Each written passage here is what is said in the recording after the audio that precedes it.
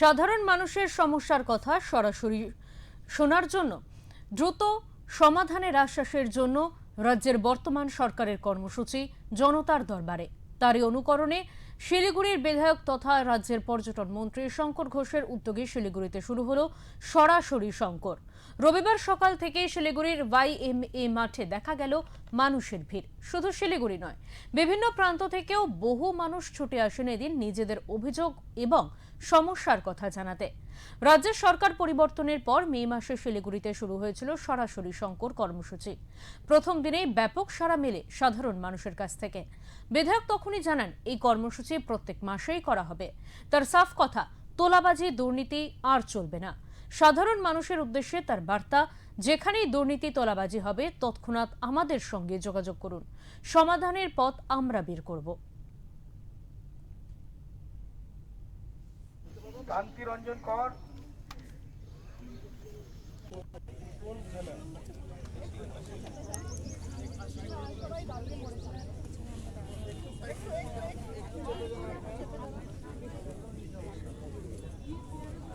আমার স্বামী অসুস্থ, ক্যান্সারে মারা গেছে। আমি তার সাথে আমিও অসুস্থ। আমার পৈতৃক বাড়ি দেশবন্ধু পাড়া, আমার 7 কাঠা জায়গা আমি প্রমোটারকে দিয়েছি। সে প্রমোটার আজকে 7-8 বছর রেখে এখন বলে আমি প্রমোটিং করতে পারবো না। এই অবস্থায় সে ফালাইয়া রাখছে। এখন সে ডিমান্ড করছে আমার 50 লাখ টাকা লাগবে। কেন সে 50 লাখ টাকা কেন চাইছে? আমরা মানে কিছু টাকা নেওয়া ছিল, 25-26 লাখ নেওয়া ছিল। এখন 7 জনে সে 50 লাখ ডিমান্ড। হ্যাঁ, মানে ওইটা উনি তারপরে কাগজপত্র দিবে। অভিযোগ করছেন কোথাও? না, এইখানে প্রথমে এখানেই করছি। অনেক বলা হয়েছে। কোথায় অভিযোগ করলেন আপনারা? শঙ্কর করে আমার এখানে একটা প্রপার্টি ছিল এই পূর্ব বিবেকানন্দ পল্লী সংগতি মোড়ের সামনে। তো আমি একজন ব্রোকার কাছে আমি প্রপার্টিটা বেচেছিলাম এবং আমি বিভিন্ন রকমভাবে ছলচাতুরি করে আমাকে টাকা পয়সা দেয়নি। আমার প্রায় 67 লাখের মতন টাকা ও আত্মসাৎ করেছে এবং লাস্টে আমাকে যেটা লাস্ট চুক্তি অনুযায়ী যেটা আমার কাছে আমাকে দিয়েছিল 13-26 লাখ টাকার একটা ডিমান্ড ড্রাফট দিয়েছিল এবং সেই ডিমান্ড ড্রাফটটাও বাউন্স করেছে, কিছুই পাইনি।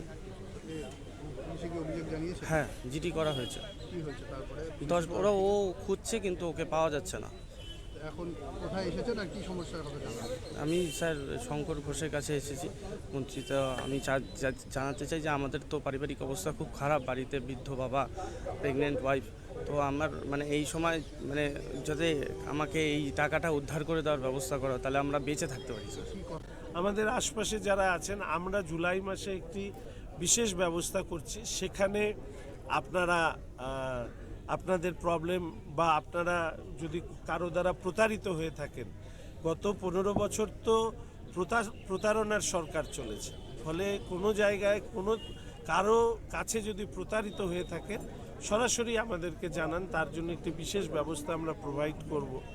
এবং আমরা ইতিমধ্যে একটা হোয়াটসঅ্যাপ নাম্বার প্রোভাইড করেছি, সেখানেও আপনারা জানাতে পারেন। আমরা সেই মতন যেখানে যেটা বলার আমরা বলে দেব।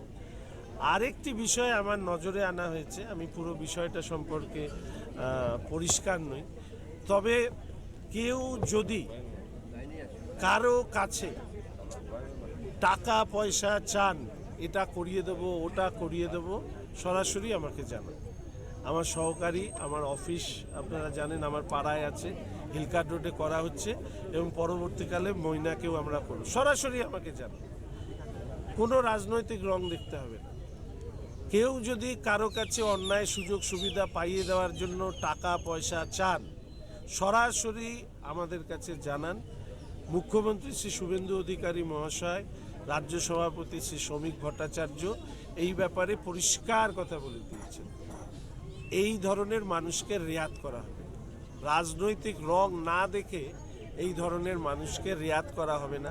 সরকার পরিবর্তন হওয়ার পর থেকেই শিলিগুড়ি বিধায়ক তথা পর্যটন মন্ত্রী শঙ্কর ঘোষ মানুষের সমস্যা শুনতে সরাসরি শঙ্কর অনুষ্ঠান শুরু করেছে। আজ তার দ্বিতীয় সংস্করণ। এই আজকে শিলিগুড়ি YMA মাঠে তিনি এই যে কর্মসূচি, সেই কর্মসূচি নিয়েছেন। সাধারণ মানুষ যেমন আসছেন, তেমনি কিন্তু দেখা যাচ্ছে তৃণমূলের যারা কর্মীরা তারাও কিন্তু অভিযোগ জমা করতে আসছেন।